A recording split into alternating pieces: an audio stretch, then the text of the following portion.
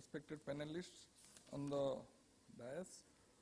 Uh, the smart city concept has actually taken over our country in the past 1 year with the declaration that 100 smart cities will be built in the budget speech of Honorable Finance Minister. And but then, as mentioned by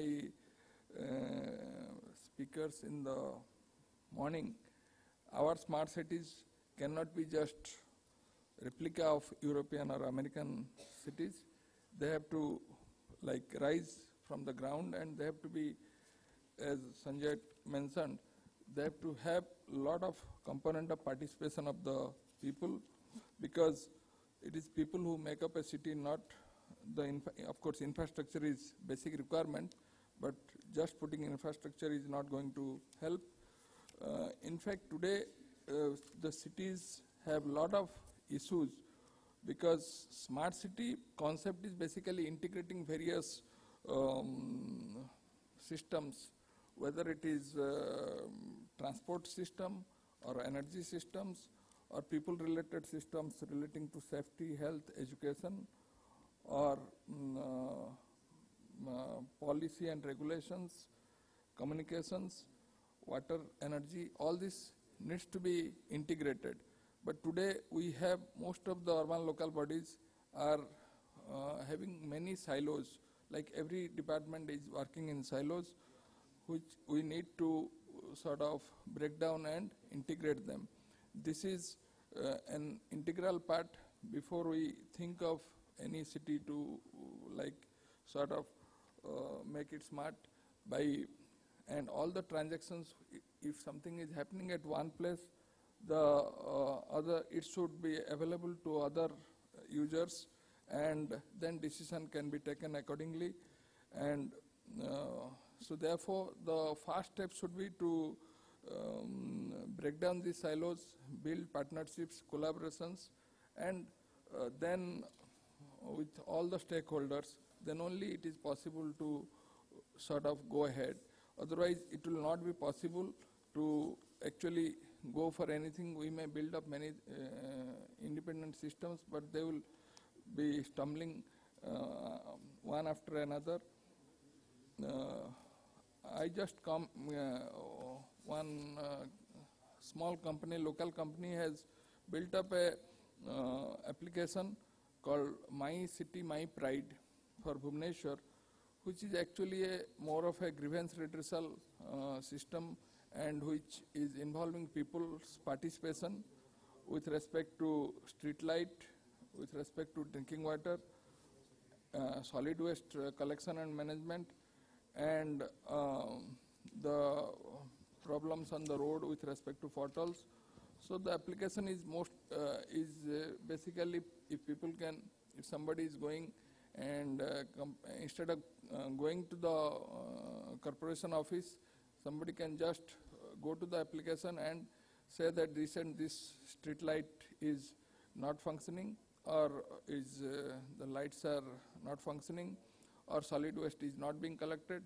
He or she can take a photo, upload it, and immediately the process goes to in the system, it goes to the concerned officer or the authority person who is supposed to take care of this, and a message goes to the complainant as to that your complaint has been received and it has been forwarded, and you will be informed about its completion. So when the matter is sorted out, then it is then the process, then it is updated, and it's sort of a compliance. So by this, the efficiency of maintenance of these services has gone up quite a bit, and also sort of accountability. But not all areas are actually participating in this year. This is hardly 6 months old, but then slowly with media coverage, this is gaining attention. So anybody can also see that it is available on the iPad and also on the smartphone. It can be assessed. So, so this I thought I will share, because this is one application apart from which has been mentioned. Instead of going to a kiosk, people will now demand services on their mobiles, services on their iPads, which they can access easily at any time, and they can use it. But urban areas, as has been mentioned by Secretary Urban Development, Andaman Nicobar, urbanization is an important factor. Like if the level of urbanization is very low, like 15 to 20%, then we need to have some strategy for converting the existing urban areas. There is a lot of scope because a lot of areas are now developing.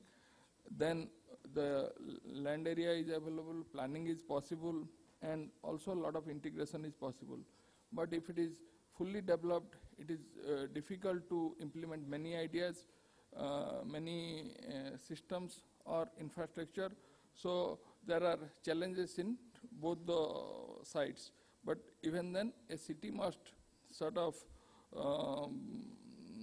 find its feet so as to give the best services to all the stakeholders, whether he is a wage earner or he is a rich businessman. Everybody should be able to benefit from the city because it is the main driver of growth, and also it provides maximum employment with respect to the resources that it consumes.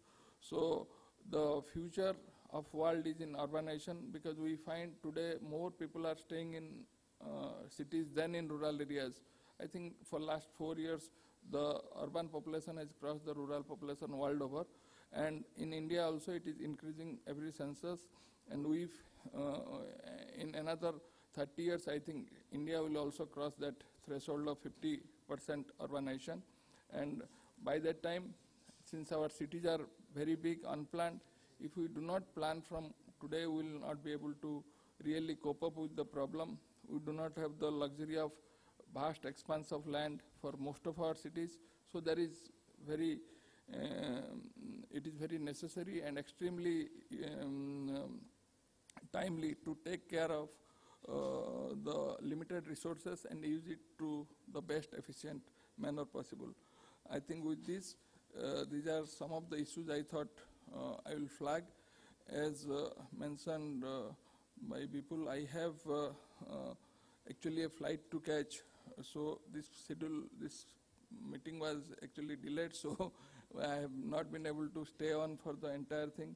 With the permission of the chair and all of you, I'll like to thank you for giving me an opportunity, and especially Ellets Media and Raviji for calling me to participate here and sharing some of my views. Thank you.